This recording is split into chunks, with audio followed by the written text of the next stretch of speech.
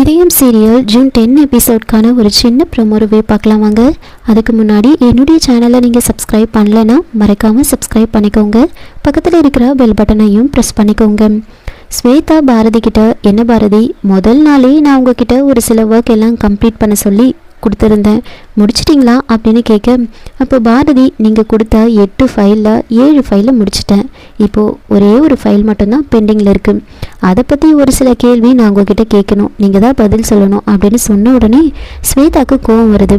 என்ன பாரதி, நான் உங்ககிட்ட தான் வேலையை கொடுத்துருக்கேன், நீங்கள் என்ன கேள்வி கேட்குறீங்க அப்படின்னு சொல்ல, அப்போ பாரதி ரொம்ப கோவமாக ஒரு ஃபைலை ஓப்பன் பண்ணி ஸ்வேதா முன்னாடி போடுறாங்க. இந்த ஃபைலில் ஒரு 50 lakhs டேலி ஆகலை, நான் செக் பண்ணி பார்த்ததில் அது உங்களோட பர்சனல் அக்கௌண்ட்டுக்கு தான் ட்ரான்ஸ்ஃபர் ஆகிருக்கு அப்படின்னு சொன்ன உடனே ஸ்வேதா வந்துட்டு பாரதி கிட்ட வந்து சொல்கிறாங்க, பாரதி நீங்கள் வேணும்னா ஒன்று பண்ணுங்கள், இந்த 50 lakhs எதுக்காக ட்ரான்ஸ்ஃபர் ஆச்சு அப்படின்னு அத்தைக்கு கால் பண்ணி கேளுங்களேன் அப்படின்னு சொல்கிறாங்க. அதனால் பாரதி இந்த விஷயத்தை பற்றி ஆதிக்கிட்ட பேசியிருப்பாங்க.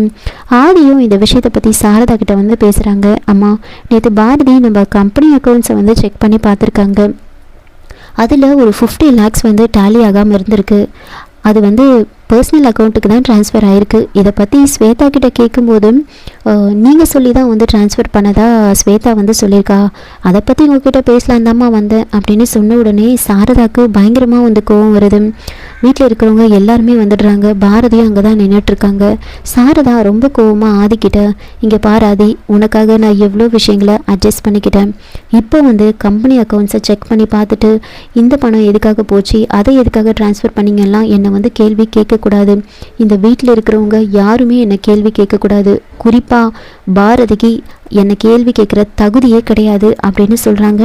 இதை கேட்ட உடனே பாரதி ரொம்ப மனசொடைஞ்சு போய் அழ ஆரம்பிக்கிறாங்க. அழுதுகிட்டே அங்கேருந்து ஓடுறாங்க. ஆதி ஒரு பக்கம் சாரதா கிட்ட, அம்மா நான் இதை பற்றி உங்ககிட்ட கேட்டிருக்க கூடாது, சாரிம்மா அப்படின்னு கேட்டுட்ருக்காங்க. இதோட இந்த ப்ரோமோ வந்து முடிச்சிருக்காங்க. என்னோட ரிவ்யூ பிடிச்சிருந்தா லைக் பண்ணுங்கள், மறக்காமல் சப்ஸ்கிரைப் பண்ணுங்கள். தேங்க்யூ.